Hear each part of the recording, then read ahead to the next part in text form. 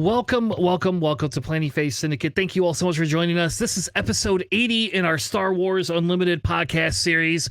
Yes, folks, episode 80. It's been a while. We're on set 6 almost. We're here. We're for the long haul. Tonight, we're going to be talking about a tier leader ranking specifically for Secrets of Power. We're also going to talk about what leaders we think get a bump in set 6. We're going to talk a little bit with the guys about that to see, hey, is there anybody that we should be looking towards? What do we got going on? Anything else you want?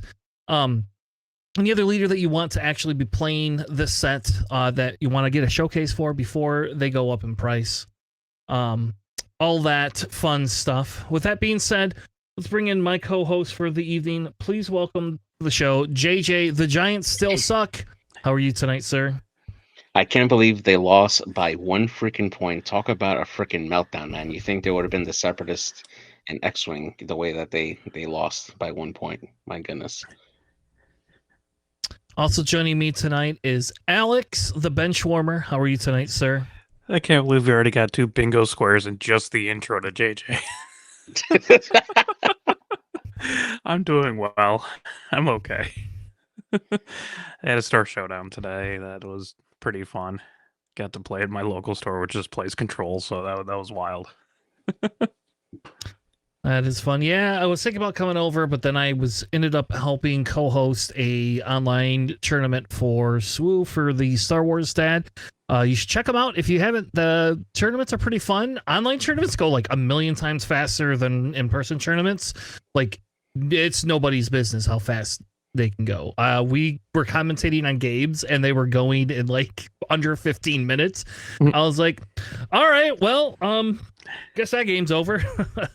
So if you want to check out, I think they're gonna host it. We don't host any of that type of stuff. I just like to commentate and talk with people, and I don't know, I find that fun. This weekend I didn't get to play a lot of SWU. I did go Thursday and play some Palpatine Yellow for a little while. Was going to a Star Showdown, was going to play Trench, did not have the Star Showdown. So we'll kind of see if they have a Star Showdown this week. If they do, I don't know, maybe I got to bring something that drives Sam nuts, because obviously Sam's not here tonight. And I gotta find something that drives Sam nuts more so than what I normally do. I'll just bring a deck with like triple brain invaders and really mess with his Han plays. Well, he played Chancellor Palpatine. Is what he did. Then whatever. So he did beat my Palpatine by decking me out. But I said, that's not going to happen in game 2. Pretty sure I could just, all I got to do is bring in some of my other stuff and it just will stop that. But it was fun. That was fun. So I don't know. I might play Star Showdown just because I can this week. We went and saw Spirited Away. So like yesterday was Movie Central. They were playing Spirited Away, and that's like one of my kids' favorite movies, and one of my favorite movies of all time. So we went and saw that in the theater yesterday. Which, by the way, prices continue to go up. I swear to God, like it's like I don't even know how you can sustain going to all those movies, Alex. Like, holy crap. Well, one, it helps to have someone who works at the movie theater who can give you free tickets and or discounted popcorn. Popcorn for 50 cents. Well, that's very discounted. During the day, too, because my hours are crazy weird. So I'll just be like, it's $5 to see a movie that like just came out last week during the day. So it helps. Yeah, we also, the wife and I went up to, we have like a local theater that's kind of not a theater. It's more of like a play type theater. And they're nonprofit. They're really nice. They're in the neighborhood Park Theater in Holland. But they were showing Rocky Horror Picture Show. And I guess I've never seen the full movie by itself. And then I didn't know there was a bunch of weird things you were supposed to do during the movie. Yeah, everyone goes crazy during those movies. Yeah, so my wife is like nudging me like, Harry, this is when you lift the paper over your head. Oh, throw the rice, because we didn't have confetti at home. We had rice. So that was fun. That was an experience that I never really had before. So, yeah. Well, before we kick things off tonight, Alex has made a bingo card. So I don't know. Hold on. I gotta switch. I think it's not my original idea, but I did like fill it in. So here's the bingo card officially for you all. You take a quick snapshot. I'm not looking at it directly, so I don't even know what's on it. But there's the bingo card. If any of you want to play bingo along with us this week, I am not playing the bingo, but you're welcome to play bingo along with the rest of them and see who gets it. But before we get into that, let's go back through. We officially had all the leaders revealed this week, and we have to crown a winner here. Alex, the guy that doesn't watch Star Wars, read Star Wars, or do anything with Star Wars but play the game, somehow guessed came out on top of all of us for the leaders. 3 sets in a row, baby. Yeah, I don't. Yeah, and this time you only took it away with 2 points, but still, I mean, it's still pretty good. Like, you beat all of us. You definitely beat JJ this time. JJ did not have any wild picks that actually nothing panned out for him. Made it, yeah. I came in second with 9 points. Sam was in third, and JJ in fourth.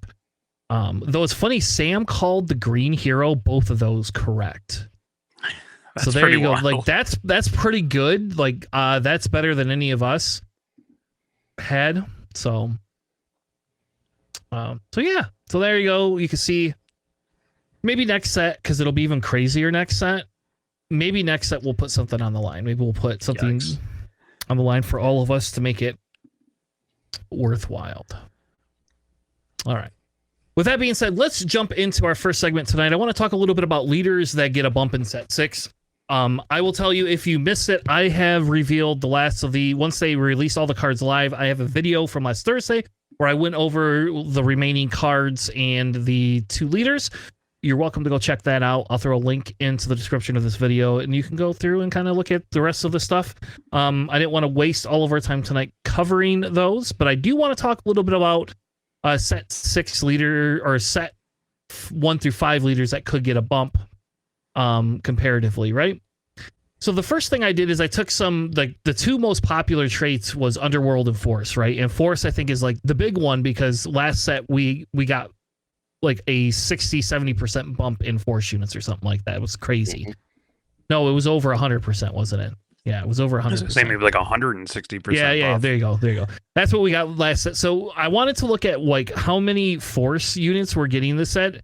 And then I also picked the Underworld, because Underworld's a big thing, and Underworld can be played with just more than Cad Bane, though it does obviously benefit Cad Bane the most. He is the most important leader for it, but Underworld had 16 new units that you can play, and out of those 16, all but 4 are yellow or red. So I think that's a pretty big buff, don't you think, Alex?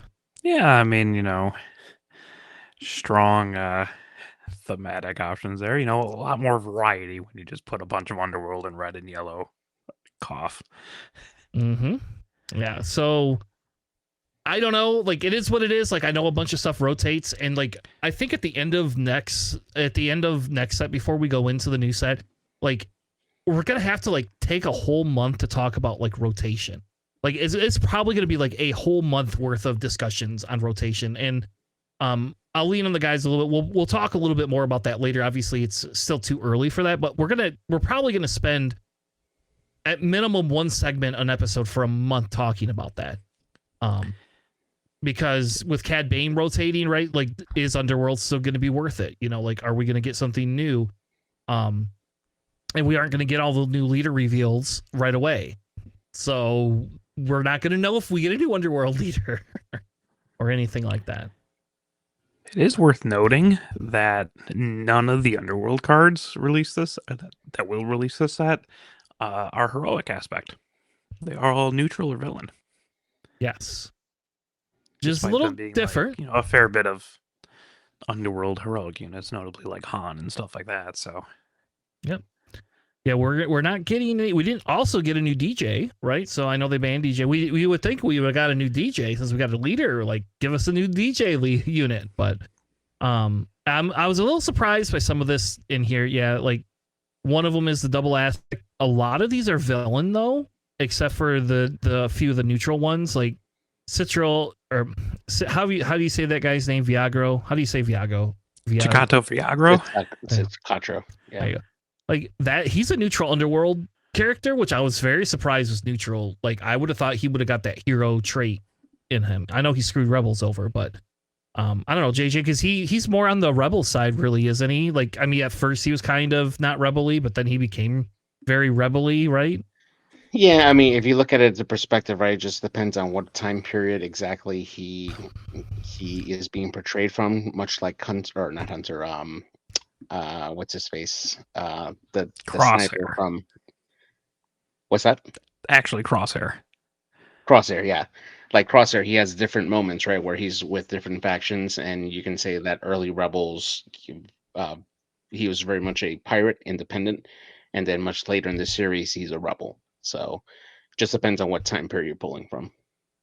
And if we look, we had 10 new Force units, and that's it. Just 10 new Force units. And I get why they didn't want to give us a bunch of Force units, but if you look at this too, we have more villain Force units we got this set than hero.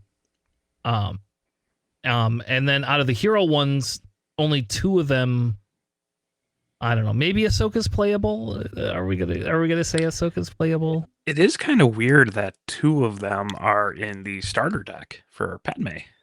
Yeah, 2 of So them. like it's like you're rarely going to open them up in packs, right? And also the other one's a legendary, so you're really going to rarely open these up in packs. So it's pretty cool. Yeah. So all right, so let's move on. Talk about who gets a boost. So I threw some of the leaders on the screen I think are going to get a boost, and we can talk a little bit about these if we want, and then we can talk about any ones that maybe I might have missed. I think pilots get a boost because of plot. So They're like red pilots or decks that Yeah. play like red. Yep. And so Han Solo 4 definitely gets a boost. So if you have not bought your Han Solo 4 and you plan on playing him and want that showcase, go get that showcase now. Like I'm telling you right now, that is a showcase that will be very Han's gonna be popular. ridiculous, right? Because like you can like deploy him, play some plot cards, trigger his ability, play more plot cards, right? Because they're all the same Mhm. trigger. Yes. So you just get like just infinite plot. Yep. Like 10 Not resources relatively, worth but of plot or whatever. Yeah, something wild like that. That's crazy. Now I have a quick question. Does plot cards come back in readied or no? No. Okay, so you have to be very careful how you sequence your plot card playing.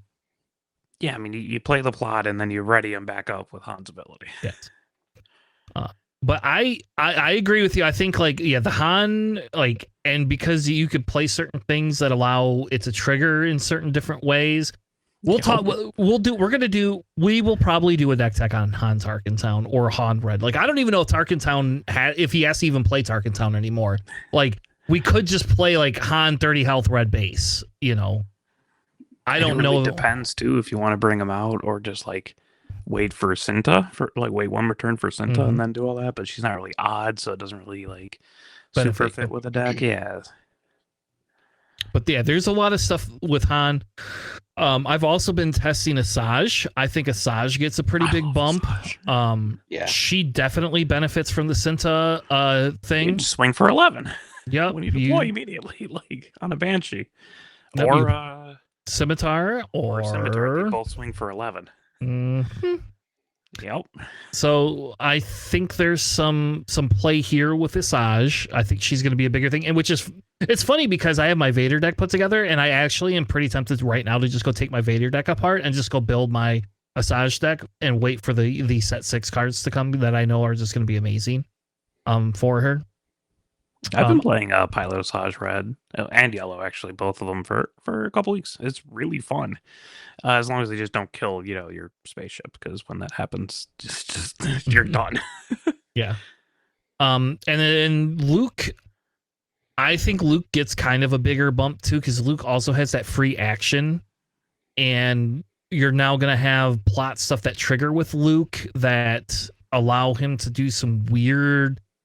Like you're gonna be able to wipe a unit off the board when he flips, and you aren't going to be able to interact with Luke when he flips. And I think the discussion about the pilots, right, has always been, how do I stop, or how do I get my pilot to give impact, my leader to give impact the board like that's really worth it, right?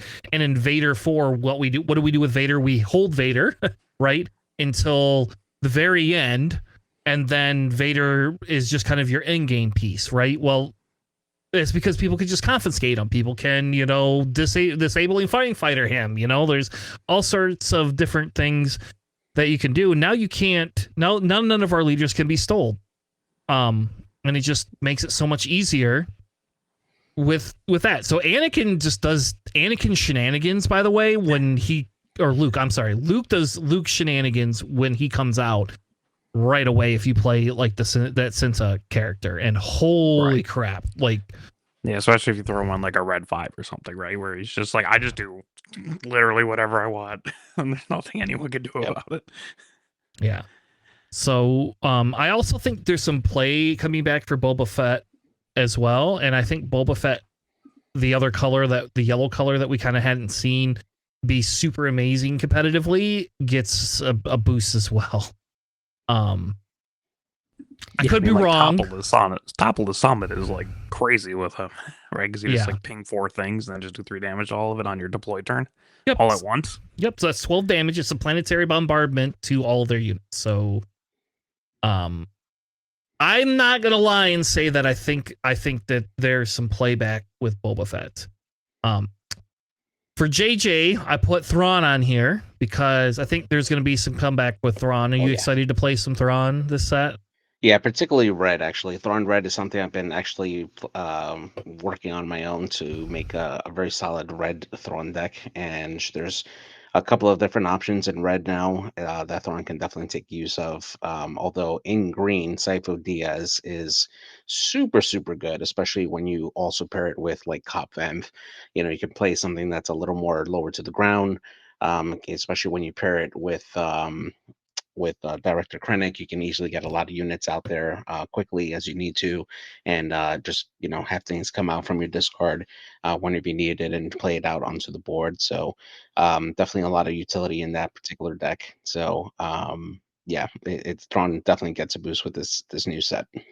Yeah, I'm actually super excited to play Thrawn in the Data Vault variety, right? Like I just love Thrawn, but in the tournament that I was commentating on today, one of the games that we commentated on was Thrawn Data Vault. And it's funny because I was like, he's got to play Sam, and we tested Thrawn Data Vault against Sam, so he knows how to play against this deck, unfortunately. But like, they had the Loth Wolf in there, right? So they use Cobb Vamp and discard Loth Wolf, and they get to play it for free. It's just so dirty. Some of the dirty shenanigans that it has.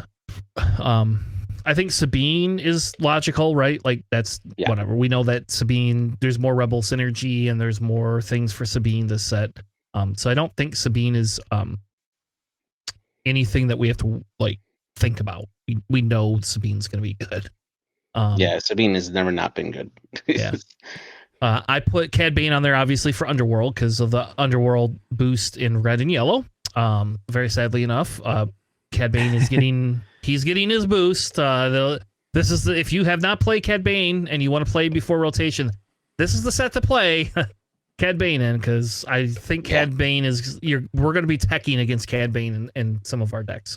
I also threw Rey on there because we're getting all these like low cost units or low attack power units. And what is Rey like? Restore and low power units like Lobot. Mm-hmm. Lobot seems really ridiculous.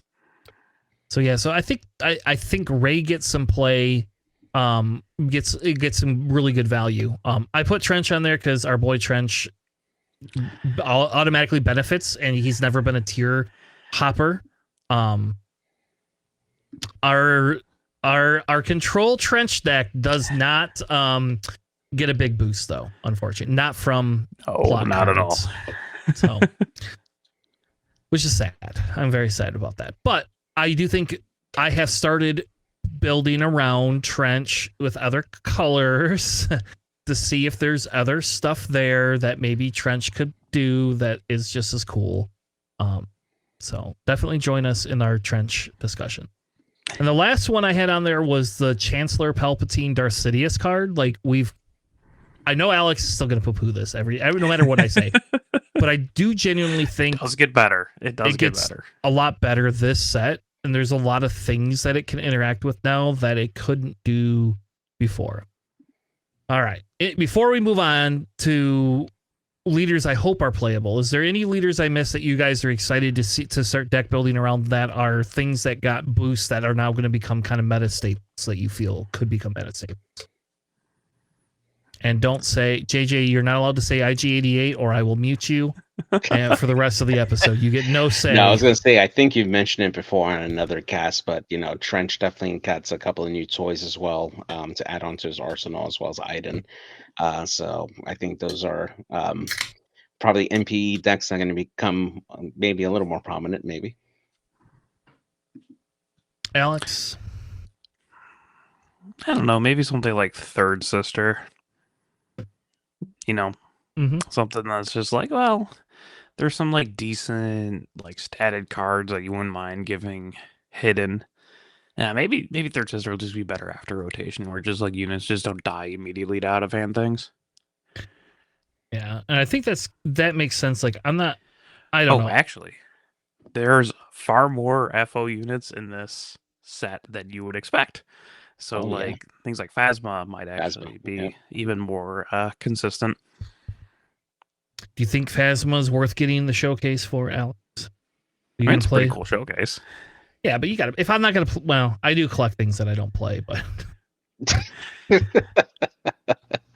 I would consider playing. You really Phasma. have a choice. I mean, James did really well with that Phasma attack, right? So it's an interesting thing.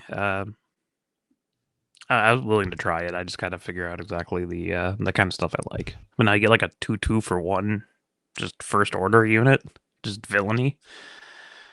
So, and yeah, there's a couple FO stuff that's floating around. So Phasma can actually be really interesting. All right, so let's talk a little bit about, will these leaders finally be good? There you go. I put Wat Tambor. That was my big pick. Will Wat actually be playable this set? Do we get Wat as a playable character? What do you guys think? I mean, I think there's definitely tinkering to be done. I don't know if he's going to be. I mean, sure, anything can really be playable. Is it competitive? Probably not, but I think he definitely will be playable for sure. What cards are you like? Oh man, Wat Tambor, which I have a showcase of because he's on the throne. Like what cards are you specifically looking at that you're just like, yeah, it's gonna make them fun? I can't think of any, but that's why I asked the question. Like, I've seen him pop up online all of a sudden in the testing, so that's why I'm asking, is Wat gonna actually be good? Because people are, like trying to make Wat work again. I mean, for me, if you're building in red, there's a couple of different droids that are pretty good, like the Muckracker Crab droid that can't be attacked while it's readied. So that always gives you a unit pretty much for you to attack with when you need to. Mirage Intel also pretty good when you have like a damaged unit. You give it Overwhelm. There's a couple of big droids there that have the ability to do some pretty good damage, especially the ones that can exploit in. There's just little utility things there that kind of makes the droids just a little bit better. And yeah, so I mean, it's just finding the right combination to take advantage to overall buff your units. But again, just takes more time to build and test out. Again, it's not going to be competitive, but it does make the decks overall better. I mean, if you're trying to go for some sort of like a Dooku style, like exploit this thing out, pump the other thing kind of thing, I guess like the Invisible Hand can kind of facilitate that because you got the 3/3 for 2 droids in green villainy. I don't know. Or, I mean, Solus 1, for instance, in yellow villainy, I mean, if you build a yellow Watt deck, you're able to ready resources when you attack with Solus 1, and there are cards in yellow that let you re-ready them and like re-ready the Solus 1 and attack again, and re-ready your resources again, and it's of course it's very niche again, but there are stuff that you can do. So Wat Tambor is pretty niche himself. yeah, exactly. Yeah. How about Hera? Do we think Hera gets any extra play this set, or To my knowledge, there's not much Spectre, right? Chopper? There's a couple, Callus. isn't there? Callus, Chopper. There's a few of them. Callus has I don't think Callus. Spectre? Does he not? Because it's like Hero Callus, right? Is he not a Spectre?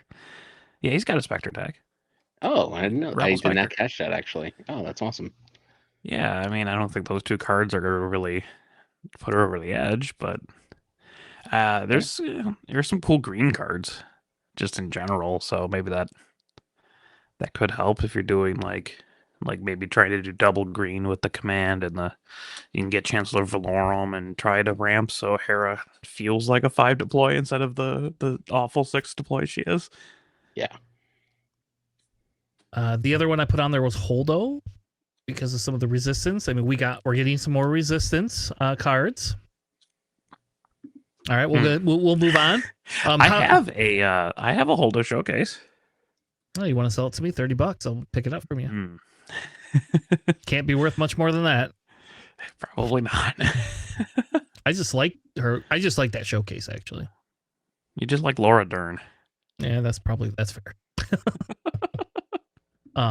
Hunter, do we think Hunter gets a little bit better because now we're getting some duplicates? He gets more unique units. Yeah, he does.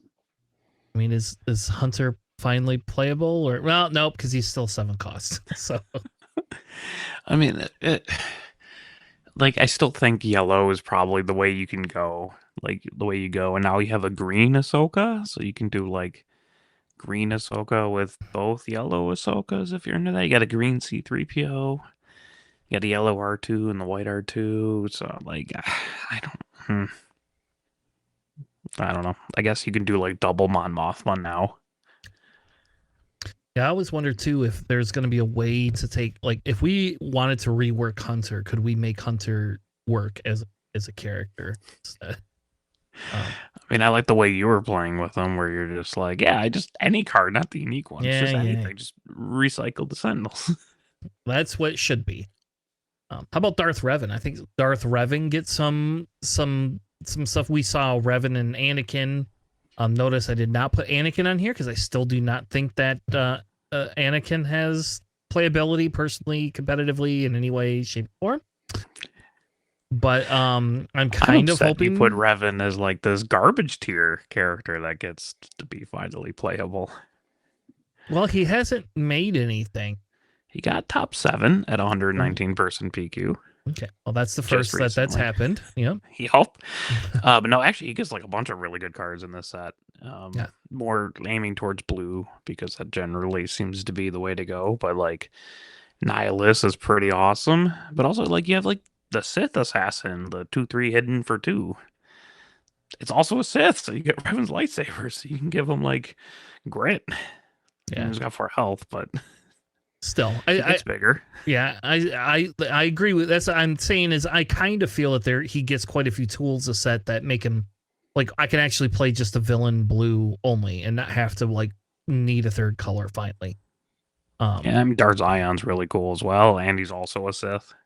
Yeah. What I will be very excited for next set is when we hit that rotation, if they continue down the path of these like cool mono-colored not leaders, just units, like if we can get better units or some better control cards and things like that in just like hero and villainy only, I get a little bit more excited because I think then that helps, right? Because a lot of the stuff we got to begin with either was trash or was like Imperial synergistically, right? Or designed for draft and sealed. And I'm hoping next set we don't get that, like, because we've had a whole bunch of other sets. We don't need that.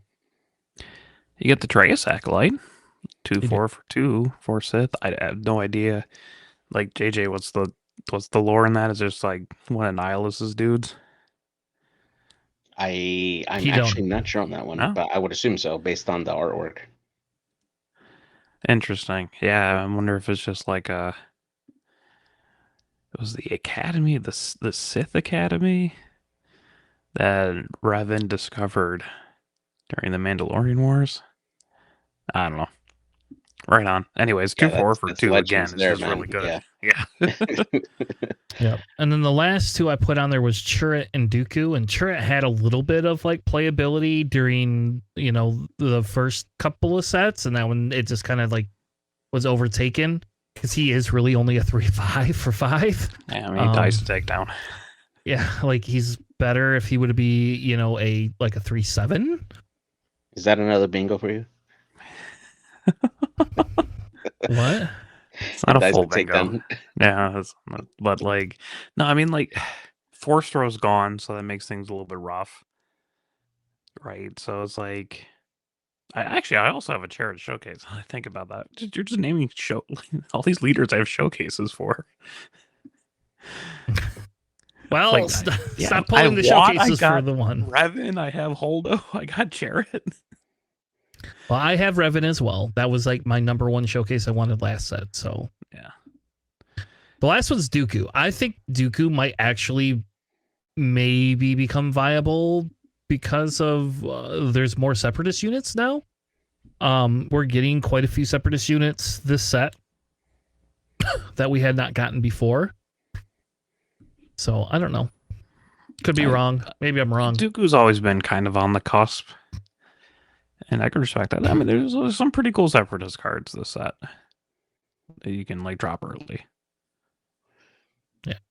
All right. Anything else before we wrap up? Those are kind of like my predictions of things I would be looking for going into the next set. That's to me, that's kind of the big thing. Like, if I'm going to be playing around and trying to make something work, those are what I would be looking at. For older leaders. Obviously, there's new leaders that I'm very excited to play too. Anybody have any other comments before we move on to tier rankings? Yeah, the only other thing I would say is that, like, as I've been like exploring new decks and stuff like that, I've noticed that doing just mono aspects decks, like if you're doing just red heroic or red villainy, for instance, there's a lot more options available now for those decks where I think they'll become a lot more common because you have so many options now in those aspects, which actually makes the double like reds or double the same aspects viable. And I think that's something to explore, with the new sets coming out. Hopefully they do continue double aspect stuff. Yeah. I wonder if like Kylo, like the new Kylo leader, set 5 Kylo leader, gets better with the set.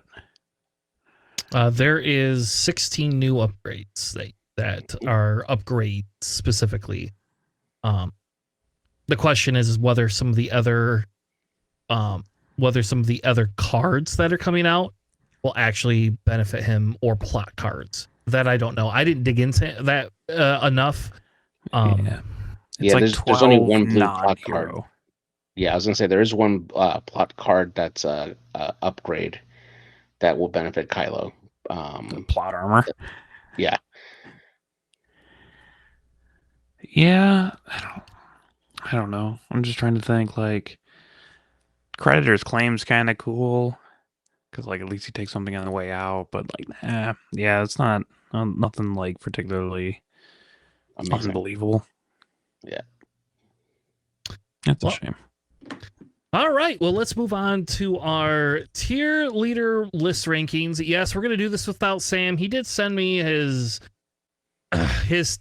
takes, but I don't know. I don't know what the fuck these are. Some of them I agree with, some of them I don't. But we'll see.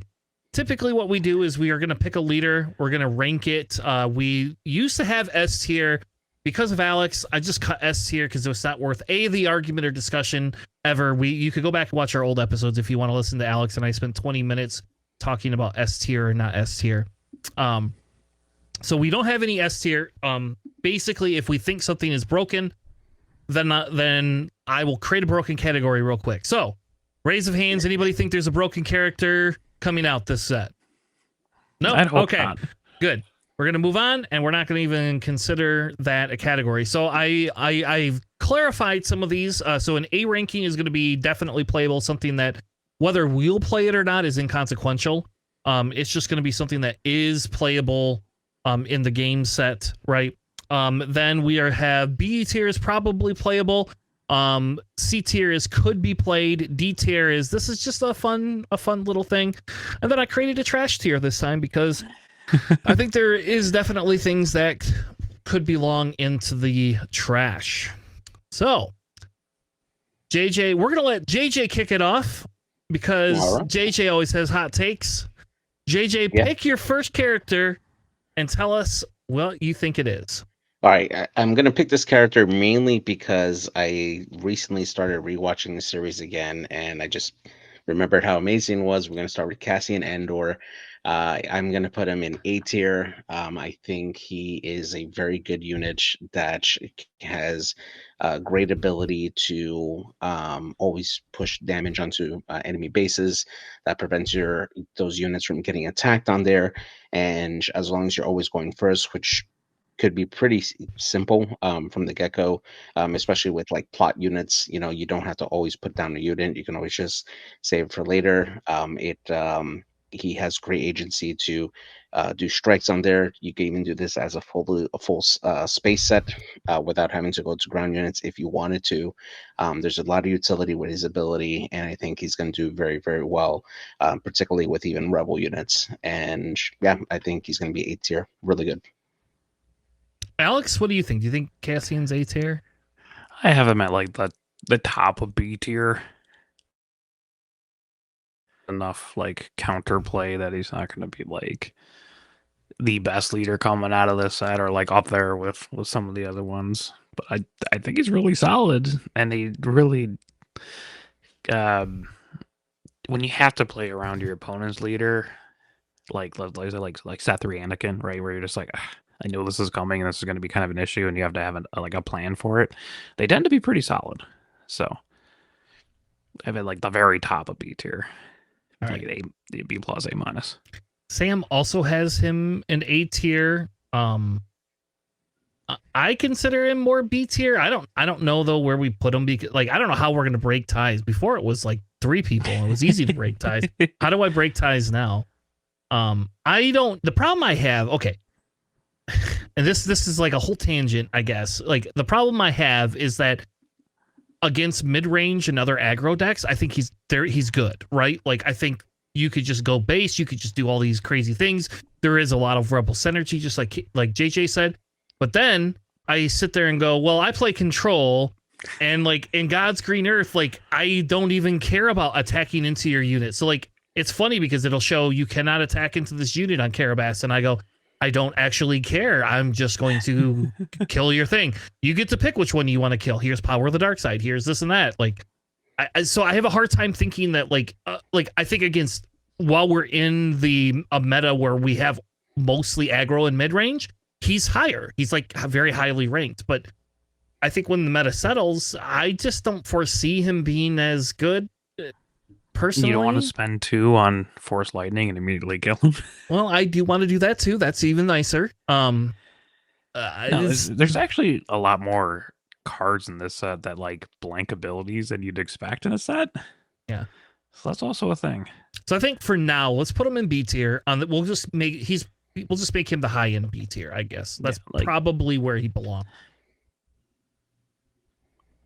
I think he's very solid. I do think he's annoying. Again, I feel like he's like kind of like Twilight Anakin. We're just like, okay, he deployed. Well, I have to have a plan. Fair enough. All right, Alex, you get to pick one. What's the next one? Oh, let's do Lama Su. Why not? I have him at the very bottom of like, what is that, like D tier? Just for fun tier? Like, just a hair above literally unplayable, not absolute garbage. I have Lama Su as unplayable, as in trash tier. I think Lama Su is probably a trash tier character, but that's just my opinion. And I will privy that by saying it comes out on 6 resources and it's a 3/7. Yeah, that really hurts a lot. And I do think that there's some weird combos in there, but I don't even think it's fun to, I don't know. And maybe it's just because I've been beating every Lama Su deck I've ever seen I've beaten. I've not lost once to Lama Su at all. Not once. Not even like with bad draws have I lost to Lama Su. So I consider this a trash tier. Well, JJ, what do you think? I have to agree with you guys. Like when I first started playing around with this, my first thought is that new upgrade that gives your units grit, and you deal 1 damage to that unit, and you're giving them a +1 power. But you're also damaging your unit, and you're paying a resource for it. So Yeah. it Well, I mean, I don't know. There's not enough synergy for it. And unfortunately, if you start falling behind on damage just so you can constantly play and hope that you have an upgrade in your hand at that point, then it might do semi okay in the right circumstances in Magical Christmas Land, but honestly, it's a lot of work for not very big payoff. And yeah, unfortunately, it's bottom tier for me as well. I mean, it is resource cheating for what it's Yeah. worth, but it's resource cheating for kind of the most inconsequential type of card. Yeah, Yeah. and like there isn't any upgrades to give us ambush outside of snapshot reflexes, right? Yeah, So snapshot's just like attack immediately, but it is free if you do that, right? You do 1 damage to your unit and just swing for free. yes, and I think that's a fine combo, but that's three Is it cards you in can your just whole swing with the deck. unit without like damaging it, right? You could do that too. Well, you get +1, so you just No, play shoot snapshot. first. Yeah. Well, Snapshot gives you +1. It's a +1/+1. yeah. I mean, yeah, sure. Like in that sense, yeah, it's a +1/+1 that you're doing 1 damage to. So I guess it is just a +1. Yeah. But I mean, there's enough like interesting one cost upgrades that I think he's not literally unplayable. It's just really annoying to try to figure out exactly what you want to do. Nimble prowess, +1/+1 for 1 when played, exhaust a unit in the attached unit's area. It's not the worst. Well, Sam put it in C tier, so I guess it goes in D tier. So I guess we'll just leave it in D tier for now. A very bottom leader. I think he is probably the worst one from this set. I am curious to why Sam thinks he's like somewhere in the middle. I would be too, because he thinks Lamasu's better than Dryden Voss, which is going to be the next one. We're putting Okay. Dryden. That's Sam's pick. Dryden. Sam has Dryden in D tier. Top of D tier, but he has Dryden in D tier. So I'll kick it off again. I think Dryden is definitely not D tier. I think Dryden is B tier, personally.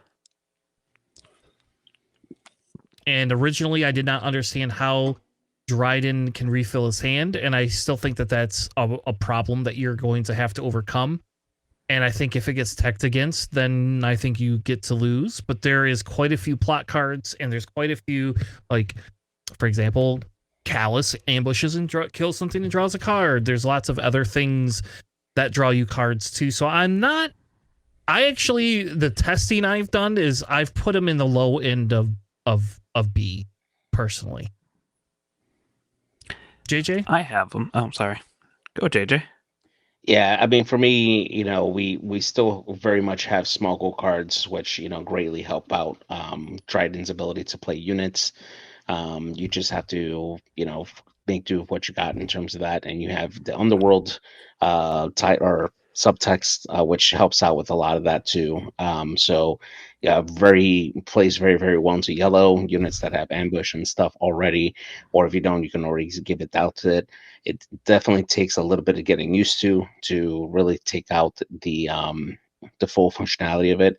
However, for me, I still put it at high C. I don't really see this being a B tier, but it may be a high C for me though. Just like the drink. Okay, Yep. all right. Where I do you see. place it, Alex? Your Actually, I dad have joke him did like not right in land. like mid B. Giving ambush to things that aren't designed to have ambush is really, really good. ECL is the example. But also like you do have things in Green Villainy that like Palpatine's Return, where you can just like, I'm pitching Maul, and then like Palps return it back for cheaper. You also have like salvage and things like that, so you can actually like kind of reoccur your discard pile if need be. But also I think he's just pretty solid. The 5/7 overrun body is kind of like Dooku, I guess. Although you do have the issue of oh, you don't really have a hand, and also there's a there's a lot of things that deal with hands in this set as well, so that might get a little bit iffy.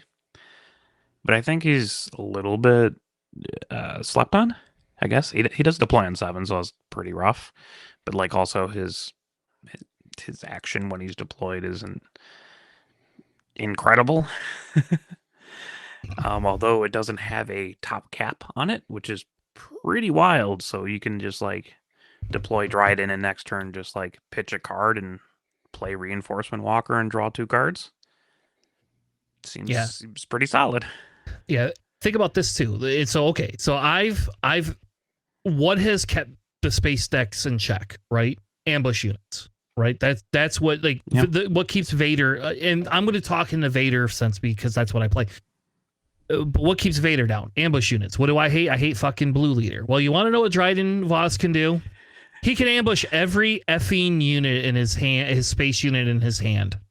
He can discard a card, a space unit, and still ambush another one. It's stupid. Like, and then salvage it back. Salvage it back. Yep. And so I'm not.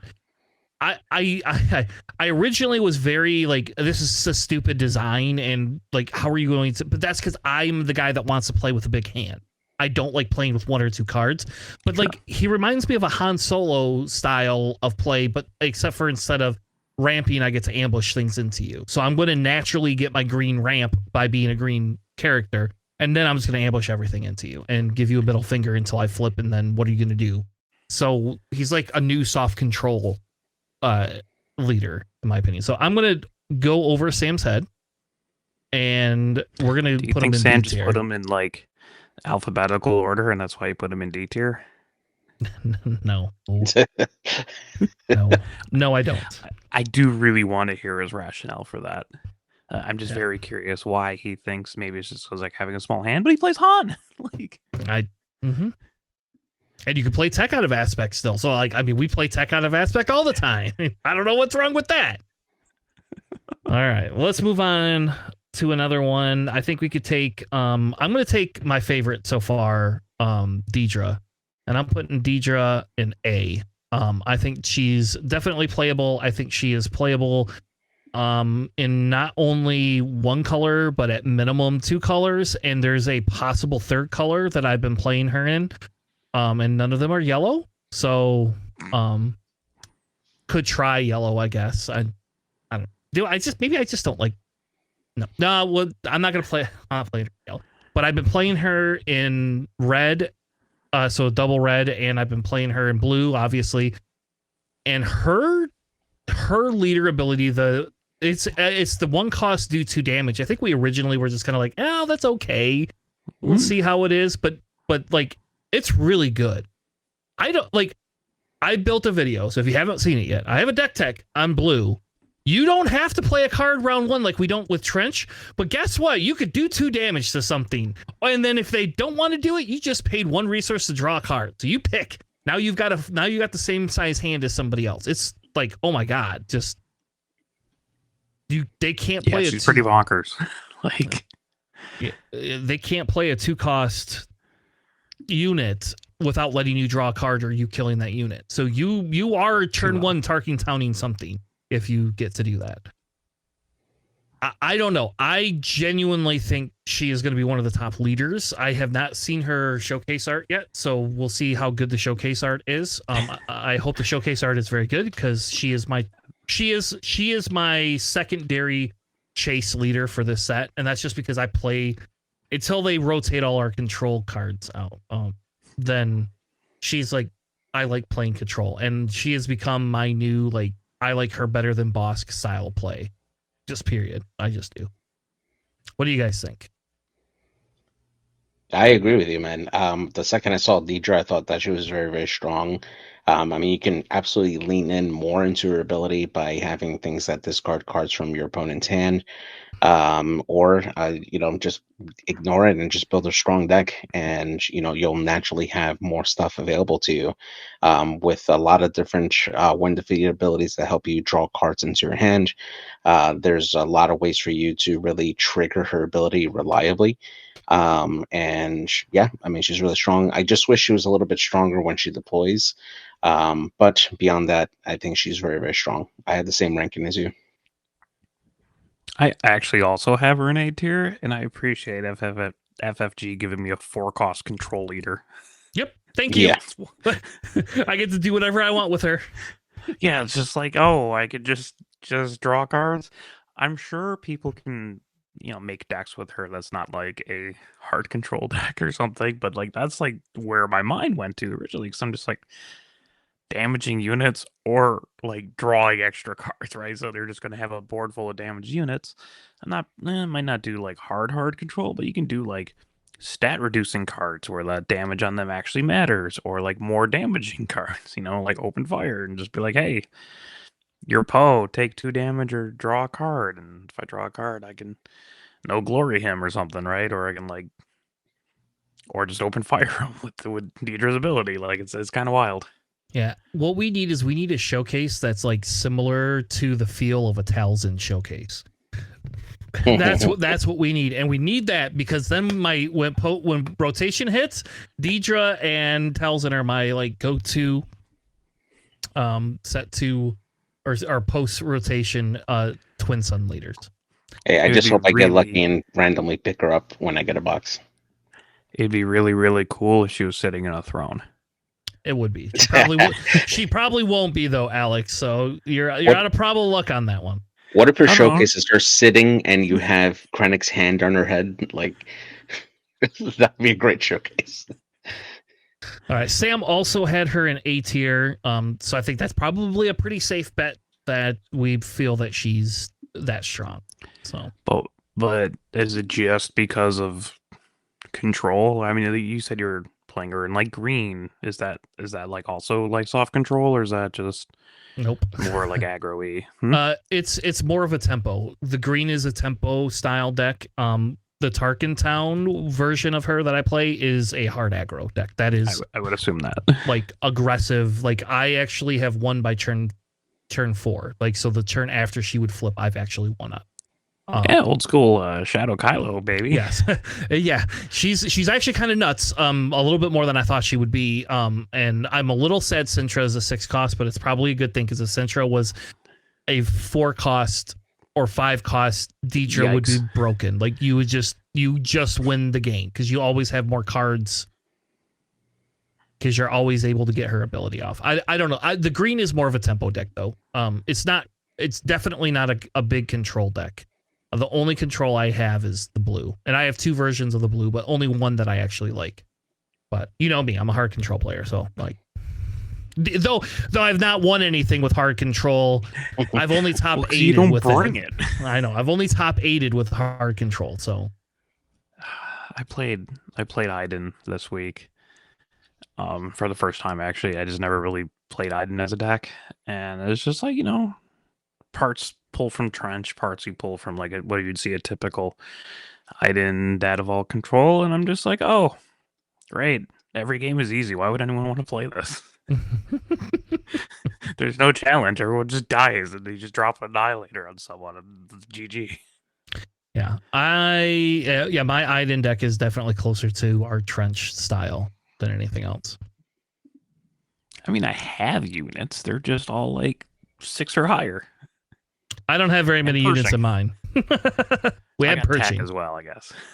Yep, I have a tech. Cost me 6 to smuggle him out. He's like at 6 cost. Yeah. All right, let's move on to the next one. JJ, I think JJ, you're up again, baby. Which one? We're gonna go with Luthen Rail. I have him at high B.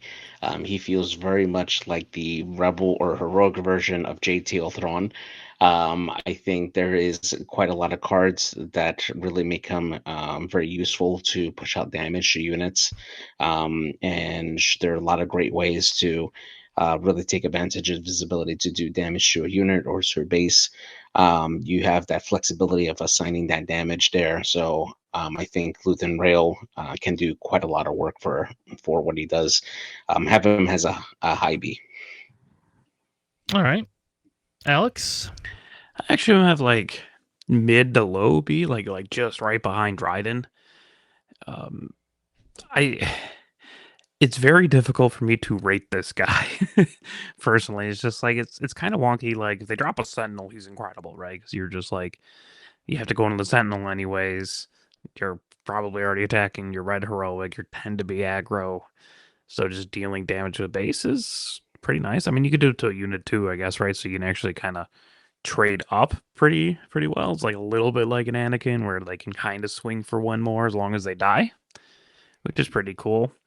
I mean, a 2/7 stat line on 5 is wonky, but like that's a lot of health to get through. So, yeah, I think he's solid enough that you can build things around. Sam also has him in high B. I'll be so. If am I allowed to to be honest? Like people keep telling me Luthen's gonna be the next Sabine.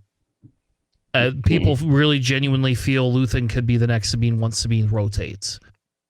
I mean, there's another hoop you have to jump through to deal damage to the base. Yeah. Yes. And I think the big thing is, like, I don't know. So, like, I think there's stuff to him, but I have not spent enough time, nor do I feel he's, like, good enough. Like, I genuinely actually would probably put him in C tier. Like, we'll leave him in the low B, but, like, in my world, I feel he's more in that C tier because, like, you're spending all this time, like, I guess as you're just this mid-range deck, which makes me think you can't be Sabine because you're a mid-range deck, and Sabine's not a mid-range deck. And then I think if I have a mid-range leader, are dying, which is not what you want. No, and then I tried to look at could I make a control deck out of this, and I just do not think I can make a control deck out of this. And so I just struggle where I would put how I would build him.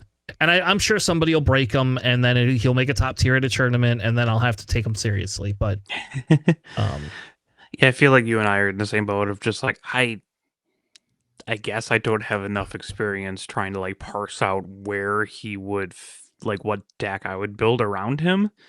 But it's not like an outwardly bad ability. And like it's like I said, you can kind of like trade up on stuff. You can like hit across arenas too, if like necessary, kind of thing. If you're sacking a unit into something, I wonder how he interacts with heroic sacrifice because the unit is defeated while attacking, or is it done attacking and then dies?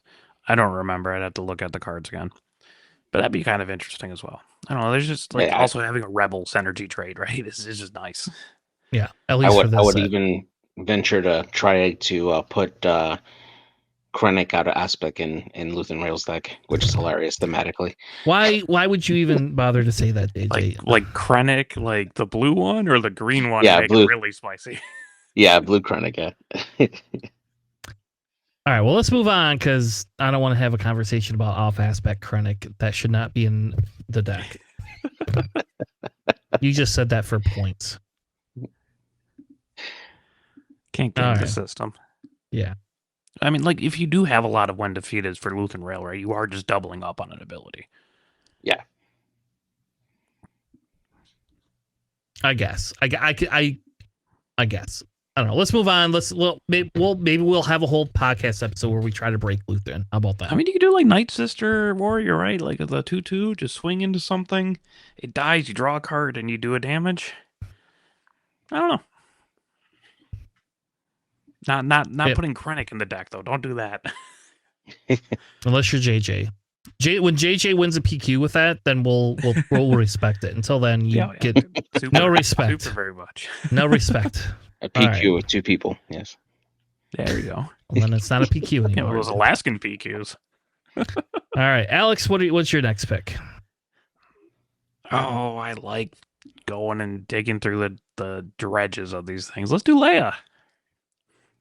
I have her above Lama Su. And that's about it. No, well, I mean, okay, it's kind of iffy. Slimore is also kind of wonky. I like her for like limited play. I think it's kind of interesting for that. And I'm sure you can build a deck around Leia, but it's like the same way you can build a deck around like JTL Lando, where you're just like, oh, this is like solid. but man doesn't get outpaced by a lot of other things. And I think spending the resource to give an experience is like it's fine. It's just like the hoop you have to jump through is kind of annoying. I wish she had like restore 1 or something on her leader side. Like a 4-7 for 6 is solid, but like the on attack is like a lot more niche. I think like a restore 1 would just be kind of cool and thematic. Yeah, and why are we? Yeah, why does she doesn't even get the force trait, even though when that's the time she gets the force? I mean, she could float in Depends if you space. consider episode 9 canon or not. I guess do. episode 8 too. I have her in C tier, the low end of C tier. I could see it could just go into D tier. The giving the experience token to a unit that doesn't share an aspect does work with like your hero cards, right? Or I guess if you really want to play villain. Well, no, you can't play villain because you can't do the villain. Yeah. So if you want to play just hero cards, like I think it kind of works. I don't know. It is tough because she comes out on 6, right? I mean, she's and up to 4-7. You're only giving 1 experience token to something. So, like, are you going to flood the board to be able to do that? But you got to pay for the experience token, kind of like Snoke does. It can be herself as well when she deploys, which is pretty cool. Yeah, and that actually works very well. That's like the Snoke ability. And like her leader flip makes her, if you can live to that long and get a bunch of other stuff that has restore, like her ability when she flips is just actually really good, right? Then she becomes a lot better because she kind of becomes like Snoke. She becomes like a 5/8 and then just keeps going. And you can really only kill her by attacking her or playing Rivals Fall into her. But like the other stuff, like giving that experience token is something. I mean, we do have it with Rey, right? Like we do have that with Rey. That is a Rey thing. But Rey's is a million times less limited than it's a Tarkin erasure. Yeah. No, but like it's just, like you can always like hold, like if you just have a field of like blue heroic units where you can just hold like a single aspect green card in your hand and just kind of go to town. So like you can facilitate things like that. If you have neutral cards, I think she's great for limited because you can, if you have like neutral cards, you just like experience out like all the time, right? Because they don't have any aspects, so they never share the aspects with whatever you're revealing. So I think there's like potential there. It's just like that's a lot of investment for what I'm trying to do. I feel like kind of like Lando, where it's just like, yeah, dude, like the Sentinel's great, but that's about it. Ain't doing much. Yeah, you have to put two units out to get Lando's abilities off, right? You know, right, so they have to be different arenas. Yeah. So all right. I mean, for me, I kind of have her on a low B, and the reason why is because, like any of these type of leaders that have a requirement for you to, if this unit is X, Y, like Tarkin, if this is an Imperial unit, you got to spend 1 to do and whatever. So it ultimately comes down to deck building. And honestly, if you're looking to really take advantage of this, you just basically color code your forces according to what you want. Like you go with all blue for ground units, and then for your space units you have nothing but reds or greens, or you can go with just strictly heroic units for 1 location, and just make sure you keep a blue event card in your hand, right? Because you have a lot of good event cards in blue, so that way you always have a way to reliably use her ability on there. So it really does just come down to just how you're building your list. It does limit you a little bit in terms of how flexible you can be, and of course there is that risk that if you don't have enough of a certain aspect, that you're not going to be able to reliably get her ability off. But I think if you have the right mix, you can do pretty well with her ability overall. I mean, to me, she's about the same as Tarkin, and I've done pretty well with Tarkin in the past. And so I have her as a low B. I don't think she's going to topple any tournaments pretty soon, but I think she's still a very playable leader. There is like the issue, like the big issue I have is that, like, when you have double aspect things, they tend to be a little bit better because that's why they're 2 aspects instead of 1. So like you have a lot of like good blue hero units. or like hero just units. Yeah, like hero units and like good blue hero cards. But then you couldn't like reveal like a green heroic unit and get the experience. And those tend to be like it's like well I could play the Battlefield Marine, but I have like village protectors in my hand, right? So I can't actually like give the Battlefield Marine like an experience. That's like the biggest issue I have. I guess it is building it like a deck, like single aspect, like you were saying. It's just those tend to be weaker because they are only single aspect instead of double aspect. So it gets kind of why are you trying to give it an experience token when you can just play the better card kind of thing? Yeah. Well, that's crazy. I don't know where to put this. Sam has her in trash, so Yeah, do we just leave her in D? That's probably high D or low C. I think I came around a little bit more on her the more I talked about it with you guys. all right. I We'll got put some her in low ideas C. going on. Yeah. Let's put her in low C. I'm not as excited as JJ is, but I still think there's something there. So, all right. Well, who's next? Is it Sam's turn? He's not here, right? Oh, just choose one of Sam's and then we can dunk on him. Do the other trash card. He has Jabba as trash. There you go. And I'm going to immediately say Jabba is not trash in any way, shape, or form. Jabba is my outside of Deidre. Deidre is really the chase one I want, and that's only just because like I play, like I will play Deidre. Actually, play her.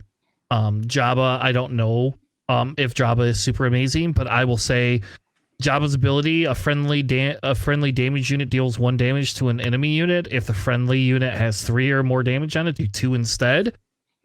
Is it as good as Deidre's? Just do 2 damage or draw a card?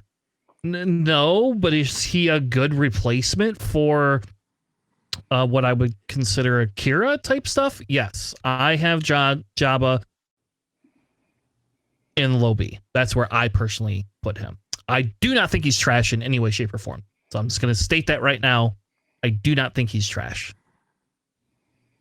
For me, I think I would have to probably do a little more list building with him, just to kind of get a good feel for it.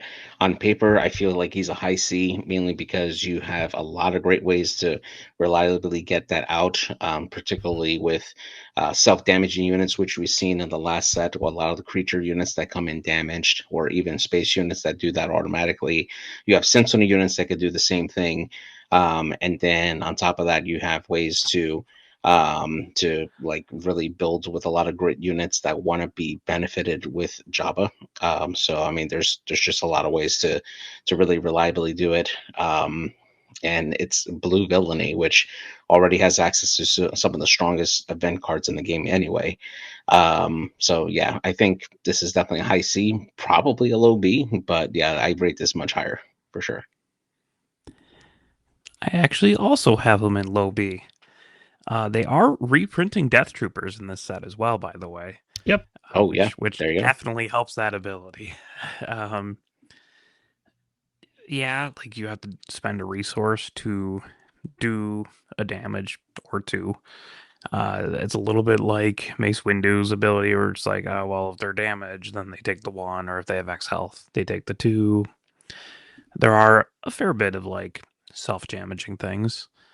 I think he'd be really silly with like a Saj pilot in Twin Suns, where you're just like, I'm just gonna damage my dude. But yeah, like there are I think he's pretty solid. His leader flip, being a 2/8 for 5 is fine. I mean, he's Java, right? Like he's not doing damage to your base. You do not care about that. You care about his actual ability. Right, and like, you just start swinging Java to literally throwing his weight around. Yeah, like that's reciprocal, right? Like if they attack your unit and don't kill it, then your friendly unit is dealt damage and survives, right? Mm-hmm. So you can deal that much damage to an enemy unit. And it's not the one that attacks you, so it could be any enemy unit. It could be any. Although Java doesn't actually work on himself, that's a shame. But like regardless, like it's just, I think it's pretty solid. Also, if you have like Protect the Pod, I think it gets really funny. Yep. Yeah. Yeah. Like the pod works. You can also play a bunch of Sentinels with him in blue. Yep. He's like I said, we're overruling, man. See, this is where Sam needs to be here, so I can just criticize him on the show about like his like. This is, I swear he did this just for me. Like I'll like the Leia one, fine. I can kind of see that, but like the Jabba, don't put Jabba in trash tier. Jabba's not a trash tier. I mean, he is kind of like a trash compactor, you know. But he's no, that not, was last set. yeah, he's not a trash This tier. current set, you know. Yeah. He's a wonderful human being. The card literally says that. All right, I'm leaving him in low B for now, and we'll see, I guess, how it goes. Yeah, I mean, all three of us are just like high C, low B, so I think that's pretty reasonable. Yeah. All right. Well, let's pick C-3PO. No, I'm gonna pick Yularen. I'm the villain guy. We're gonna pick Yularen. I think Yularen is high B. I guess I can't say he's better than Cassian, but I find Yularen as a high B. I like his ability. It's very similar to Leia's ability. Do I want to play him over Dryden? It's not my play style, but I have like been playing Yularen red a little bit. Most of the Yularen I've been playing is double green. So it's pretty dirty. You ramp, which you didn't think, like you ramp and win. I don't know, like, so isn't that any green villainy? Yeah, sure, but I'm not ramping to Devastators this time. I'm just ramping to spam units to then swing in and kill things. And there's weird like synergy with, because he's allowing 2 units to attack at once, and the only thing that it matters is if they're the same cost or not. That's it. Like they could be underworld or not underworld. They could be troopers or not troopers. He doesn't give a shit. Just cost wise, and we have things that have bigger power in them. I genuinely think he's actually a really, really, really good leader, and he's probably one of the first villain aggro styles outside of maybe Kylo, like that we've had. We've had Kylo's a really big aggro leader, but Kylo had to be Rand specific, right? And he was a little harder to get off because of his low health. I don't know. I'm very high on Yularen, I guess. There you go. Interesting. Yeah, for me, this feels like the green version of Satu Han. Honestly, you know, if you manage to play a lot of low-cost units out on the board early on, and then you can really take advantage of his ability, or you have cards that help you deploy additional token units, which there are quite a few with spy token units on there. Just being able to, you know, do multiple pings at the same time with Yularen's ability, and on top of that, not having to pay a resource cost on top of it, makes it feel like it could be pretty strong. So yeah, I pretty much have this at probably like a mid B tier, I think. Interesting. Yeah. I have him in like high C. I just double attacking, super good. Very frustrating if you're a control player. Man, do I hate playing against Leia as a control player. That's just really frustrating. You can't just like, oh, they swing in and then I just kill the other guy. It's more like, well, I'm just eating this extra damage that I didn't want to eat, and I'll mop up the board a little bit later. I just don't really see like green villainy, like aggro stuff, like just being like, because it's still like in action to swing with this guy and swing with another guy. That's lower cost. It's not the same. Your opponent can kind of like really mess with things by killing certain units if they need be. I just don't think that he's. There's some potential. I just don't see. Maybe I'm just missing something here. I'm just like, attacking with lower units is kind of a nice bonus attack. I guess you get initiative more, which can be useful. I just don't see him just like burning things down. Fair enough. I mean, I don't know how much he'll burn things down. I guess, like, I mean, we had that with Leia, right? Like, Leia comes out. He's got Leia style stats. He's a 4/6. Yeah, like a 4/6 for 5 is pretty good. Like, he's better, like, in that aspect. Like, he's got stuff to him. Yeah, his body is really nice. I knew I'd get JJ with that one. Like, I quit. I'm quitting the podcast. but Alex and the dad jokes it's a today. really good body. It's a 4.6 for 5. Yeah. Dryden Voss is one more stand on each, and he's a 7. Yeah. I all right. I will move him to the lower end of B. Do you think he's better than Jabba or worse than Jabba? How about that? I think Jabba's better, but that's just more because that's what I play style thing than like actual like deep analysis, I guess I would say. All right. I'm putting him just slightly above Jabba. I'll put him behind Luthen for us. I think there's things there's I'm missing. That's totally fair. I just don't. Yeah. I don't see it, obviously, or else I would see it. Yeah. I think anything that can kill 2 units a turn, sure, he's not winning, but like he does.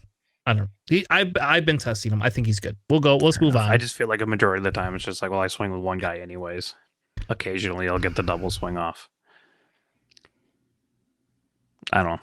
And that's fair. So it doesn't always work. How about that? So I do agree with you in that aspect. I think he's a lot better in limited. Yeah.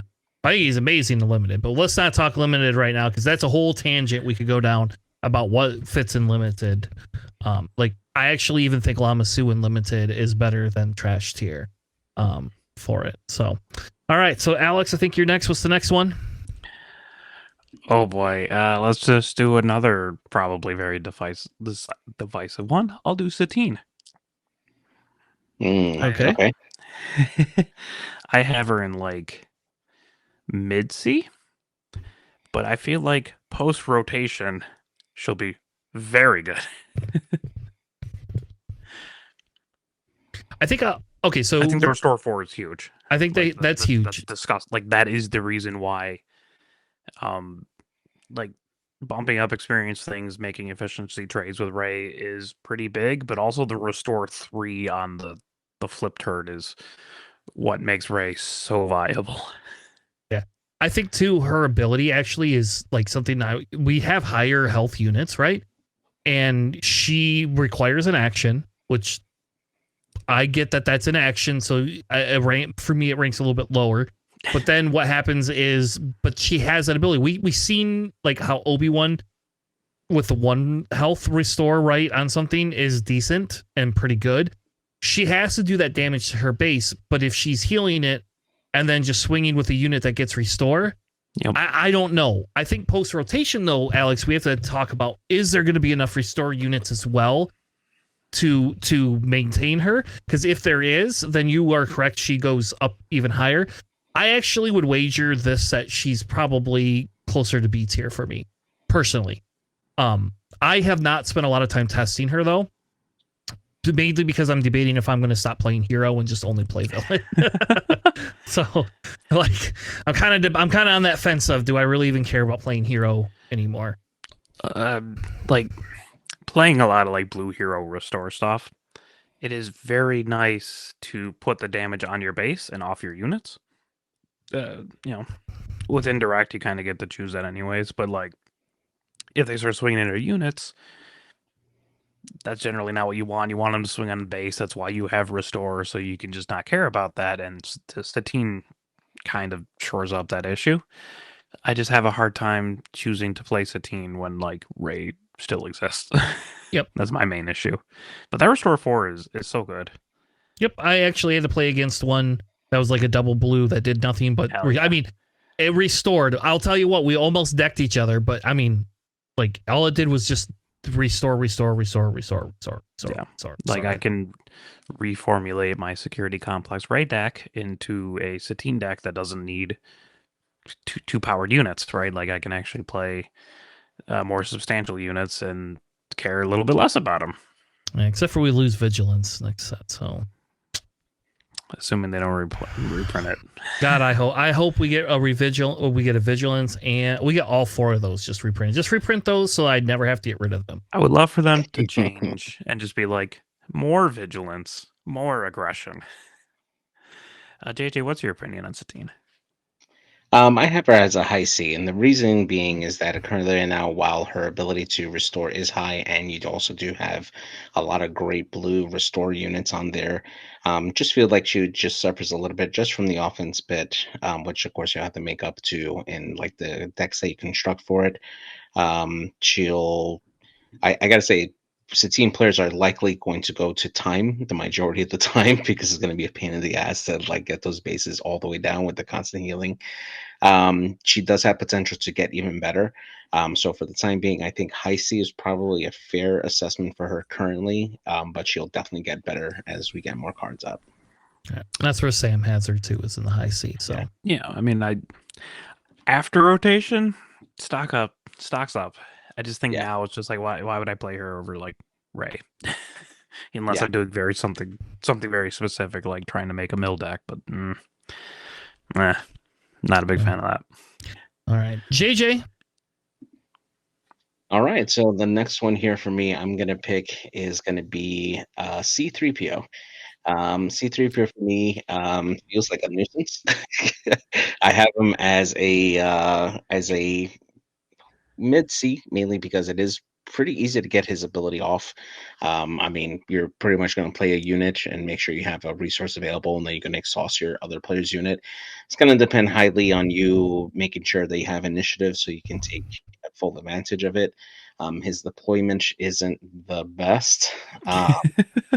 It's not really doing a lot of stuff there, but honestly, for like the constant exhaust, I don't know. I feel like there are better leaders out there, but could see some play definitely. I mean, it just controls the units that are out on the board. But if you're playing against a control deck that plays no units, then you're pretty much useless. So, but yeah, I think it's a mid C, honestly. You want more? My feel is it's a B tier, but Ooh, that's just me. why do you believe it's a B tier? Well, I think we underrated Akbar considerably, and then Akbar did show us that Akbar has the potential to do crazy things, right? So Yeah, C3 you get a unit out of it. you Yeah, do get a unit out of it. That's fair. a good unit too. Yeah.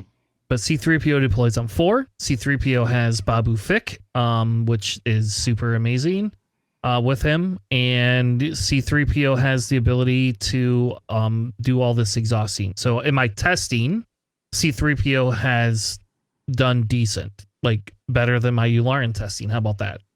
I've won more games with him than I've won with Yularen. And Yularen is at like roughly a 50% win rate. So the C3PO could possibly be easily teched against, I think, right? And I think if you know how to play against it, maybe it's not as good. But it can be super fast against other aggro type decks, at least. So that's why I gave it a B rating. I have it was like a high D. Oh, wow. That's the highest D. Like I Sam has it in B too.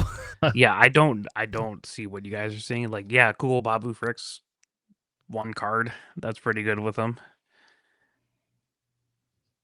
You know, they just kill Babu Frick. That doesn't really do much.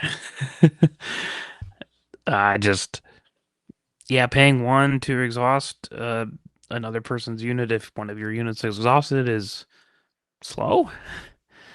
Right? Like, if you have initiative, it's not like you have any exhausted units, so you can't exhaust their giant threat immediately. So then they just swing in with their giant threat. And then you're just like, okay, well, now I can exhaust their second best unit. I don't know. To me, it just like doesn't seem that great unless you're playing into like another aggro deck or something. I don't. Maybe I'm missing something. I don't see. All right. Well, we'll put it in C tier. How about that? And we'll move on because I don't want to spend too long. But I get a C3PO deck that takes off, though. There you go, baby. Sure. It's C3PO, man. It's like one of the funnest characters in Star Wars. Yeah, I like C3PO. He actually has a personality, which is pretty cool. It doesn't make him like a great card, great leader. I don't know. All right. Well, for Sam's choice, we're gonna pick Bale. He has Bale in A tier. He does. am I just allowed to say I think Bale is a D tier? Am I just allowed to say that? Like, I don't know. You Like, can. I don't like Bale. I guess I've played 0 games with Bale, and I tried to like build a deck around it, and I just didn't like it. I want him to be good because of my Trench, but then I just think I'd rather have Trench because Trench is cool. Bale is not a cool person, so I don't know. So Sam has him in A, no explanation, just he's A tier for Sam. So Okay. So I'm kind of mixed on this one, right? Because I think this is a unit that greatly benefits from having smuggle and plot units in your board, so that way you're not having to worry too much about what you have in your resource deck.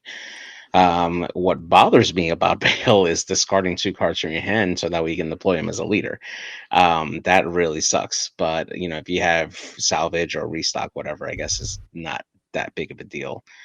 Beyond that, I mean, you're able to pay 1 to get a card into your hand that you have from your resource deck, and you're replacing it there, so you're not really losing a resource, and you're able to uh, kind of protect cards from being picked or discarded from enemies that are trying to mill you and stuff like that. So there's a little bit of protection for that.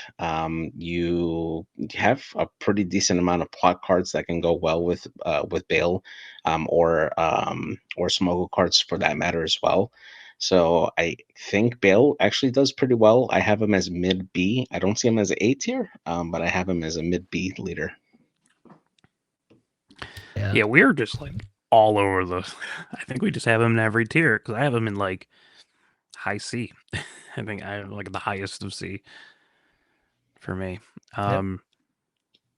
People I- are super high on him though. People like are building decks around him, but I've ran into 0 Bale players online. So either everybody is not playing him online in an effort to hide their deck from us, or he just isn't that A good. conspiracy. I know one of my buddies took like the shell of Droid Manufactory Rex and just put it as Bale because you could just keep deploying him and just dropping more droids and having the unit repurpose and all that kind of stuff. I mean, he does obviously have a lot of play with smuggle and plot. Once those goes away, I think his stocks are way down. I I think he's just a leader. That's fine. Obviously, like I wouldn't want to deploy him every turn to just like dump my hand for a 3/3 that heals 1 from my base. I like his non deployed ability though. Just so you can like recycle back your good cards. Yeah. So So I I think mean, you might be underrating that aspect a little bit, Tanner. so for me, Okay. I think because you can deploy him multiple times, you can use that to deploy plot cards from your resources a Yep. lot more than any other leader. So that's, I think, is what for me makes it more of a B tier, because you have a lot more options that way. And then, of course, smuggle helps supplement that as well. So I think that's why, because you're able to deploy him multiple times, that makes him better, especially later on in the game where you're basically setting yourself up for what you're putting into your resource deck so you could pull up later on. Now, it sounds great on paper. In practice, sometimes it's not going to work out, which is why I don't have him in A tier. But I think that he does have that potential to have a really strong hands or options in his hand from that. So one of us has him in A tier, one in B tier, one in C tier, and one in D tier. Good luck trying to figure out where he goes, Tanner. He's going in C tier because Yeah, C plus. it's my show. I'm putting him in C tier. I don't understand the A tier thing, and I'll tell you what. Like, we're part of like all these deck building groups. Somebody like post stats like and play this against like high level, high tier players, and then tell me if it's good still. Like, I just then I'll be convinced. Until then, I don't know. I haven't seen anything I genuinely like about him at all. So, all right, I'm gonna pick Padme for my choice. So Padme has been something that was kind of contested. I actually have Padme in a high B tier. I actually have her over Dryden Voss. I personally like her better than Cassie and myself personally. But I can understand why you would not. I would also dare say Padme could eke for me into like a tier category. And I only say that because there is a lot of like hand reveal stuff. But the problem I have with the A tier is that she only works really well with like one color, right? Like, so that's my bigger thing is like, obviously she's works very well at Tarkin Town, right? Like she feels like a Tarkin Town character. So I have a harder time saying she should be A tier, even though I've had very, very, very good success with her. But I feel she's probably more of that B tier character. I mean, Sabine, you only basically play in one color. I would consider And Sabine her an A A tier tier. leader. Then I guess if we're gonna go that route, I would consider her A tier right now, personally, just based on my testing. I don't like that she comes out on 6. I guess that's the only thing I don't like about her. But I also shunned Vader at first until I built a deck around him and played it, and then started winning a lot of stuff, and then decided Vader was A tier after that. So Also noted roughly one color leader. At least for this last set, he wants. Next set, don't know. Maybe red will be good. Open it up, yeah.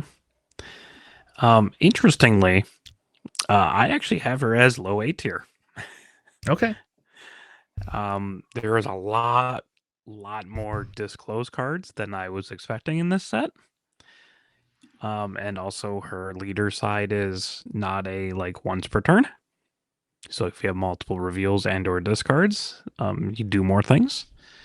3/8 means you're sturdy enough not to like just immediately die to like a Plo Koon or something, right? So I think she's just really good. I think she's just solid, and just being able to like just ping things again with Target Town, that helps immensely. Post Tarkin Town, I still think like the one ping is not like it's like not unimpactful, right? Yeah. We're getting rare bases next set. The rumor I heard was we're getting rare bases next set. So what those are, I don't know, but I don't know. So JJ did, I mean, so if I put her in A, like is that a okay? No, I won't fight you. I have her in the low A. I think she's really good, and like the best part is that she works even when somebody else is trying to discard your card as well. So you can deal damage that way if you wanted to as well. And there's just a lot of discard. Like if we didn't have the plethora of reveal cards, then I would put her more like in lower B or C. But we have a lot, and there's a lot. So I think she's definitely worth the A ranking. You want to spark me? Ooh, I get to kill whatever you have with my Tarkin Town. Thank you. Yeah, I don't know. Yeah, there's also a fair bit of hand discard in this set as well. Yeah. So like her ability is not irrelevant. Yeah, I kind of agree. So let's put her in low A. I'm good with that. I actually think that's a good Sam assessment. has her at the bottom of B tier. Yeah, well, I would love to hear his reasoning. I don't know, because like we talked about that before, right? Like we talked about Han 4, right? Kind of where we're like, oh, I don't know, he seems pretty good because you get to reload, and then Han 4 actually like was very decent. That set, and this set not as much, but set 4 he actually was very good that set, and like just was a low played unit. And now I've got Padme also coming in as a starter deck, and I think that there's playability in some of these wannabe starter decks that they're creating. So, all right, let's move on to the next one. JJ, your pick. We're going to go with DJ. So for this one here, I had him in the high C tier, mainly because capture, while it sounds good, doesn't always feel like it plays out the way you want it to. It could have you could have some of those key moments where you can like really mess up somebody's like shielded unit, or somebody has like a lightsaber or force units and stuff like that, and then you're forcing them to discard it and stuff, and that could be nicer that way. But there's just so many ways to remove units or like destroy units to really get them back, and you're just really delaying that unit from coming back into the board, and you do get a discount on it as well, but you're really prioritizing on just controlling your opponent's board, and it's a temporary control at that point. And on top of that, since it's a double yellow aspect, it makes the list building process a little more difficult on top of that to like make a really good list with him. So because of that, I just had him in low C. Alex, am I allowed to just say I sustain from this one? Like, I don't know. I haven't. Well, I genuinely have not like even played around with him, and I've beaten every DJ deck I've played against. So I But mean, I play you just have to control. choose something. I play control though, so I mean, against Yeah. control decks, he doesn't feel very good. Okay, I'll disagree with JJ. I'm going to put him in high C. There you go. Sam has him in high B. I say high C. I also have him in high B, below Cassian. I think having the double yellow aspect plus something else is pretty good. There isn't as many double yellow cards as you'd expect. I think it has less than any other color, which is very strange. Mhm. But you still have like Cantina Bouncer, Bodies, and like Huntings and stuff. But I think it's really cool. I like the pinata you can get of just like, oh, my unit has like 3 captured units underneath it, and all of a sudden it explodes, and now there's more units. Especially if you manage to like run that into something on his flip turn, so everything underneath him is now readied. I think there's some interesting stuff. And also having Saboteur under leader is very good. It's very good. 4/6 for 6 is not great. But the Saboteur does help. Very underrated keyword that people just don't think about. I will eventually build a DJ deck. I just have to figure it out first. But a new adventure just seems like just stupid with them, right? Because like you pick your unit up, it rescues everything beneath it, and then you just play it again. Like, Do you like him better than Dryden? I do have him higher than Dryden. But it's between Dryden and Cassian's where I have him. But that's just because I think he's just really interesting for deck building. I like silly things like that. So remind me, if you capture your own friendly unit, do you collect bounty? Your opponent collects the bounty. Okay. Yeah. But you are like tucking things underneath that unit, so when they do kill that unit, you get a higher costed unit underneath it. Yeah. And it So, does like, insulate you from things like evacuate, and it does insulate you from things like super laser blast a little bit. And I won't lie and tell you, if you could figure out how to delay churns, like the churns, and have some units underneath there and flip your DJ, and then be able to kill the units, get all those come out ready, and then play Final Showdown, and then re-ready them a second time, you win. Somebody did that against me. Just so you know, that was not my original idea, and I just did this in the chat. I just applauded him. I was like, good job, man. Like, holy shit. I don't know how you got that off, but you did. Yeah, I think he's by far the worst leader for limited. That's kind of ever been printed, but I think he's fine as like a constructed thing. I think there's some pretty cool stuff you could do with him. All right, I'm putting mid B tier for now. I still like Dryden better, but we'll put him mid T B. I like Dryden a lot. I just also really like DJ a lot. Yeah. All right. Who's the next? Speed up a little. Yeah. You're up next, Alex. We've only got 5 leaders left. So yeah, let's go with good old Palpatine, right? Chancellor Palpatine. All right. In proper villainy as he should be. I have Chancellor Palp at the bottom of B or like the highest of C. I think playing plot cards I think like searching for plot cards is really good because you can just play them as regular cards. You don't have to plot them out. And also, like, when deployed, just adding a lot of cool plot cards is really nice. And a 6/8 body on 7 is pretty good. These old white people, they're good bodies in this set. Yeah, I agree. I have them in the same tier, low B for me, and same rationale. Having a lot of cards that you don't have to necessarily put into resource and just play them out and always having a hand is always good. So yeah. Where does Sam have Palpatine? Sam has Palpatine in mid C. C. Yeah. And that's fine. I'll leave him in mid C. I'm not sold that he's the worst leader or the best leader. Like, I think I would have to actually spend time playing him. I do agree with you. The being able to draw cards is just good. Period. And I will spend one resource, draw a card. And I will tell you, the flipping later is a little bit less consequential than I thought it would be. And you could play. He has a Palpatine unit. You can play with him. I'm a little sad he's blue though, because like I can't play my red green villainy together, and I like you either have to play red, blue, red, and then you don't get to play the new Palpatine unit. But then you get to play your nether Palpatine units, right? So like, I don't like he should have like a subtext that says play all Palpatine units as if they were blue, and he just calls it a day. That has to be a subtext though. Like, you're putting him in C and his name is Palpatine? Yeah, I know. I think he's going to grow to be better than this. I think if I spent more time testing, I would put him in a high B tier. But honestly, I've spent more time with Dryden than I have with him. And I feel Dryden's ability feels better in the long run than Palpatine's does. I just have one kind of major question, I guess. Mm-hmm. Jabba or Palp?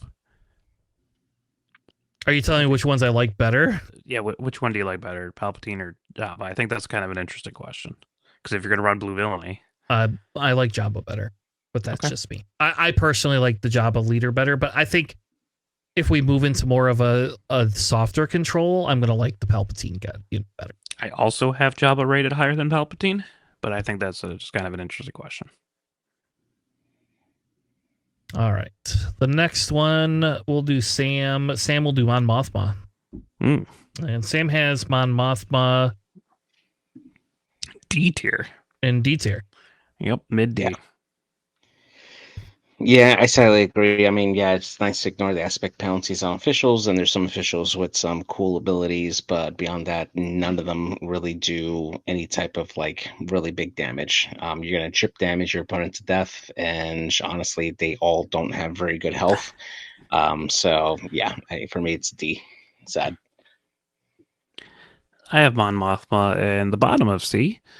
I think there's something interesting with Unity of Purpose if you just do like a mono green Mon Mothma, because you are playing things out of aspect, so like you have more options available for you for different named units. I think she's probably better than people think, but I also don't think she's like super incredible. I put her in D too, so we're gonna leave D. I don't see it. Official units. You don't want the Unity of Purpose? No, because you want to know where I rank Rex too? In D tier. Like, oh, you got one cool deck out of it, and that's a one-trick pony that doesn't do a lot. I won't lie. Like putting Babu Frick in a C-3PO deck. All right, fuck off. Yep, so kind of that. I gave you C-3PO in C. There you go. So, all right. What's the next one? We have Slime 3 more? left. Nah, no. All right, I'll do Slime more. I put Slime more in D. I don't know how to make Slime more work. I don't think I maybe like okay. I think in limited she's good. In limited, but we're not talking limited. We're talking constructed here, right? I very rarely have 4 or more exhausted units in play at a time, no matter whether I'm playing control or aggro or mid range. I don't ever seem to have 4 or more in play. Well, that includes both of you guys, both you and your opponent. Well, then she gets a little bit better. All right, well, there you go. That's a little bit better then. Yeah. I mean, honestly, for me, the first thing I thought when I saw her is just playing a bunch of separatist units that can deploy like droid tokens, and that way you end up with 4 exhausted units very easily, and you're basically using this to do it as like an end of turn type of deal. But again, if you're playing to just get this off consistently, a spy token isn't going to be a really big deal, unfortunately. So while there are ways to get her ability pretty reliably, it's not really amounting much at the end of the day for what it does. So for me, this was a low C for me. I was surprised the amount of spy token generation and like things you can do with officials in this set. But I also agree. I think I just have her in D tier. Like, there might be something there, but that's a lot of effort. And it's also like a 3-6 for fives, not the way above average, right? It's not Yularen. Somebody prove us wrong and make me a competitive slime or deck. The beautiful showcase, though. I know, because that's the one I'll collect. Gorgeous showcase. That's gonna be the one. Like if you could break it for me, then let's go. All right. Well, the next one we're gonna pick General Pride, and then we'll do Sebe last, just because I think that might actually be contested. We'll see though. I agree. So I don't know. It's JJ Shern. Where do you have General Pride? General Price. Pride. Governor Price. Yes. What did I say? General Pride. Yeah, I was gonna say. Well, that's how you know I'm tired. Governor Price. So actually, I have her in mid B tier, mainly because there are a lot of ways with neutral cards that you can deploy good token units like clones or X-wing tokens, which have a actually pretty decent, stat line to attack 3 health. And with her ability being able to ready those token units so that way they can attack, it can be pretty good.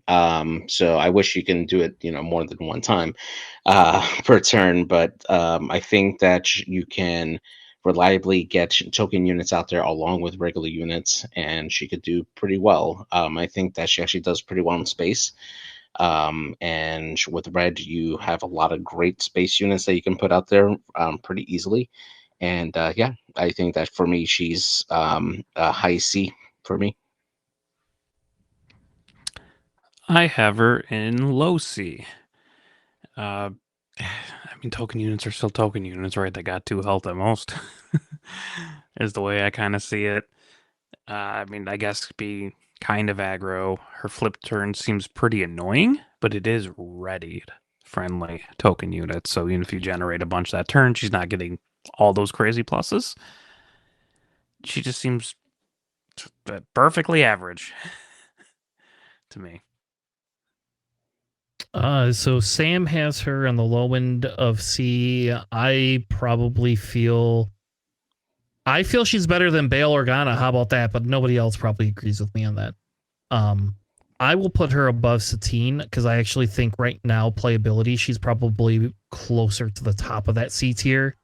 I have seen some stuff that does work very well, but again, she's going to be easily teched against unless she runs multiple types of token generation, right? So like, is she going to run droid and, like X-Wing TIE Fighter token generation and spy token generation? Like, otherwise she could be easily kind of teched against and taken out a lot easier. But I do think that she will be one of those leaders that when it does happen, like when she wins something, it's because people don't know how to play against it. And it'll be like, who I want to build this? Who's your buddy that built the Phasma deck that came almost? James. Yeah. I want James to build me a Price deck. That's what I want. So you can tell him that for me. Right up his alley too. Yeah, tell him that this is because Price is like in my world, Price is where like I would just feel very comfortable because of like it's a Vader style deck. But I don't know. I'm just not seeing it. If she was in green, I think it might be a little bit better. So, all right, the last one is Sabay. Sam has Sabay in A tier as the number 1 leader, period. JJ, where do you have Sabay? For Sabay, she was honestly a mid C for me. I mean, I know that it's nice to do like a semi like mill deck with her by looking at your opponent's top 2 deck and like discarding a card on there. The flip turn isn't that spectacular. I think it's an okay. It's average for me, honestly. Rip. Sure, but if they already have it in their hand already, I mean, or you don't pull. By the time you look at it, and you don't pull it, you know. But anyway, I mean, there are ways to kind of get around it. You got restock and stuff like that. Honestly, like she's not doing much for your own offense. She's not doing much for her own units beyond that. So she definitely plays like a yellow control leader and what she is. I just probably have to build more decks with her to see how good she is. But right now she's just hitting mid C for me. Well, all right. I don't agree that she's C tier. I think she's a lot better than C tier. I think that she is overrated against aggro decks and she is underrated against control decks. And I think that's where she fits in. So I still like Dryden better, but I think technically she probably is better than Dryden in the long run of things. I put her in B tier, probably closer to the middle of the pack. Like I think people are very high on her. And people think she's just this A tier monster. I don't agree personally. Like I actually would feel fine taking Cassian and putting Cassian in A and then putting her in the high end of B, I guess. Like that's probably where I feel she belongs. I don't think she's as good as people think she is. So it is nice tutoring cards out of your opponent's hand. Yes, but again, like against control, she does very well. But against somebody that's like playing aggro that you have very similar type units, if you have a specific thing you have to play, you lose to her. But if you're just playing a bunch of cool shit, you don't always lose to her. So, Alex? I have her in A. Not because like I think she's like this crazy monster, but like looking at the top two cards of your opponent's deck and then dumping the better one is like crazy to me. Like against control, it's like the best thing you could ever have, right? Mm-hmm. As long as you have units to do combat damage to their base. And you do want like saboteurs, but yellow actually has a fair bit of saboteur. You got like Depa and all that kind of stuff too, which is pretty nice. Just making sure that your opponent is drawing most likely less than like you're dumping a good card out of their deck. I guess it kind of sucks if you hit two garbage cards and you just unintentionally make their hand better. But That's also like see, that's having how you her beat go to her. first. You just make a deck full of 15 vulture cards and a bunch of cords. You just beat her by Cool. having a bad deck. Yep. She'll never beat you. She'll always beat you because you can't kill anything. You can't do anything. My whole deck is nothing but Kylo silencers. We're fine. Do you think she's better than Cassian? Let me just ask that question. I do. Oh man. You do? Okay. I actually have her as second best behind Daedra. I think the flip turn, the 3/6 raid 1 is pretty solid, especially when you're bazining their hand every turn, right? I know JJ is just like, well, if they have good cards, I can just play it. But if you're not at that resources yet, right, Yes. you are ripping out a better. Yeah, it's like card. The force throw garbage that we had. Like when you were able to use force throw, like people like were like, oh, you just play around it. You can play around Sabe, sure, but you can only play around her so much, and then he's gonna get you. Yeah, it's just the just dumping whatever. Like if you have like a toolboxy deck, like dumping a card that is the most valuable for you next turn that you would have drawn is really devastating. It's really, really good against toolboxy and control decks. A lot less good against aggro, but I don't really care. And also, like I don't care about her mill thing. That's not. You're not going to mill someone out with this character. Like that's not the point of her. It's more like just making sure your opponent is backpedaling the whole game. To me. Yeah, I don't think there's. I have played again. I think in. So how about this? What do you think is her strongest color suite? I didn't look super much into that, but probably like red would be my first go-to, just because you do have like more access to Saboteur and more hand destruction out of it. All right. That'd be All my right. initial first look. I was going to say yellow, double yellow. I actually think that's the one that I've been burned against the most. I can see that as well. And I cry a little bit because I'm a control player that is now losing to this garbage. Breaking is a hell of a card in this deck. So, all right. Well, we're going to put her in A because I would like to hedge the bets of, like if she's actually going to be good. Like I don't want to like put her lower and then everybody's like, see, I would hate playing against her with Trench. Yeah, I have, and you don't win. So just so you know, I have 100% tested that specifically because of that. Deck does not lose the Trench. No, that deck never loses the Trench, no matter what. Because now I'm milling myself and she's milling myself, and I'm never getting the cards I want. And then I restock it, and they're at the bottom of my deck. And then she takes my search your feelings card. Dump your restock. Or she can dump your restock, and she's taking your search the feelings, and you just can't you deploy on the ground, and she goes, oh, hey, I've got these other units that I can just kill you now with. And you're like, no, please don't do that. And then you just die. Which is probably why Sam likes her the most. Because he hates Trench. All right. Well, I think that's it for us tonight. We're gonna be under 2 hours, officially under 2 hours this episode.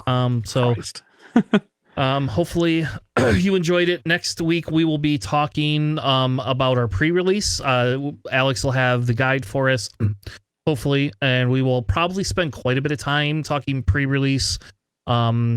I don't know. I guess maybe we won't. Maybe we'll do a secondary episode where we get more in depth with like the. I think that's what I'd prefer. Like do sealed. the pre-release guide, and then like a little bit later on, because there will be like sealed PQs out there. Do a little bit more on the preparation and all that kind of stuff. Yeah, because especially after we learn things from this set, right? Yes, and I think one of the big things too, Alex, is going to be that sealed might become more prominent in Source Showdowns. I've actually seen more Source Showdowns set up as sealed as Lance prep. had one last week. Yeah, I know. I'm sad because I should have just gone to that.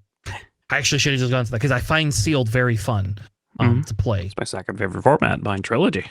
Yeah, well, we won't have Trilogy Showdowns except for at your store, so nobody else wants to do those, it seems. Trilogy's so fun. You guys are wrong. But anyway, so I think anyway, long story short, we will my belief is that we will do a more in-depth episode very shortly after the release of the set. So, but next week we are going to have our how-to guide. Maybe we'll talk a little bit about legendaries.